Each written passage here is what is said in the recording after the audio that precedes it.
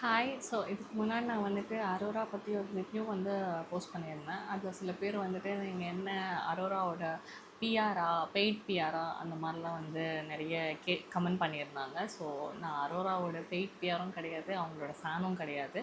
But இனிஷியலாக நான் இந்த பிக் பாஸ் சீசன் வந்துட்டு ஃபஸ்ட்டு சீசன்லேருந்து 9th சீசன் வரைக்கும் பார்த்துட்ருக்கேன்.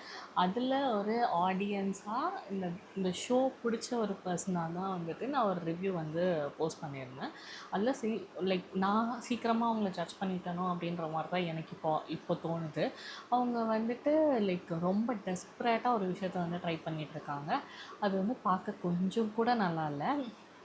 அவங்க என்ன பண்ணுறாங்க அப்படின்றது அவங்களுக்கு ரொம்ப கிளவராக தெரிஞ்சு தான் பண்ணிகிட்ருக்காங்க. அவங்க எதுக்காக இதெல்லாம் பண்ணிகிட்ருக்காங்க அப்படின்றதும் அவங்க வந்து எல்லாமே பிளான் பண்ணி தான் பண்ணிகிட்ருக்காங்க. ஸோ இதில் அஃபெக்ட் ஆகிறது துஷாரா இல்லையான்னு கூட வந்து நமக்கு தெரியாது. ஏன்னா அந்த பையன் பார்க்குறதுக்கு வந்து ரொம்ப ஜென்யூனாக இருக்க மாதிரி வந்து தெரியுது. ஸோ அவர் உள்ளே வரும்போது அவர் மேலே வந்து நிறைய எக்ஸ்பெக்டேஷன் இருந்துச்சு. ஒரு டிஃப்ரெண்ட்டான கேரக்டராக இருக்கார், கொஞ்சம் லுக் வைஸ் நல்லா இருக்கார் அப்படின்றதுனால அவர் மேலே நிறைய எக்ஸ்பெக்டேஷன்ஸ் இருந்துச்சு. பட் இப்போது இந்த பொண்ணு கூட சேர்ந்து அவர் பண்ணுற சில விஷயம் வந்து ரொம்ப பேடாக போயிட்டுருக்கு. அவர் வந்து மேலே உட்காந்துட்ருக்காரு, இவங்க வந்து கீழே உட்காந்துட்ருக்காங்க.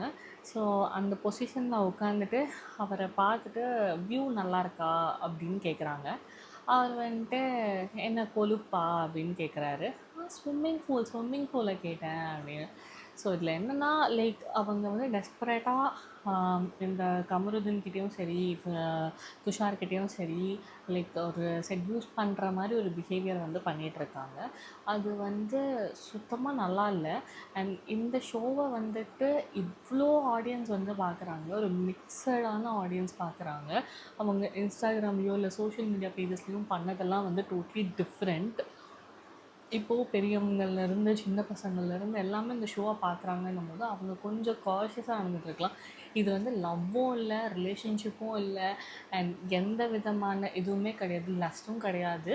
இது வந்து அவங்க இந்த ஷோவில் அவங்கள தக்க வச்சுக்கணும். ஸோ அவங்க கைண்ட் ஆஃப் ஆடியன்ஸை வந்துட்டு அவங்க ஓட் பண்ணி அவங்க அந்த ஷோவில் வந்து ஓரளவுக்கு அவங்க வித்ஸ்டாண்ட் பண்ணணும் அப்படின்றதுக்காக டெஸ்பரேட்டாக பண்ணுறது வந்து சுத்தமாக நல்லா இல்லை. அண்ட் இதே தான் அவங்க ஃப்ரெண்டு ரியா தியாகராஜனும் வந்து சொல்லியிருந்தாங்க. அண்ட் இதை அவங்க திருத்திட்டு கொஞ்சம் இது பண்ணிவிட்டு போனால் அவங்க இந்த ஷோவில் ஸ்டே பண்ணலாம், இல்லைனா எவ்வளோ தூரம் ஸ்டே பண்ணுவாங்கன்னு நமக்கு தெரியாது.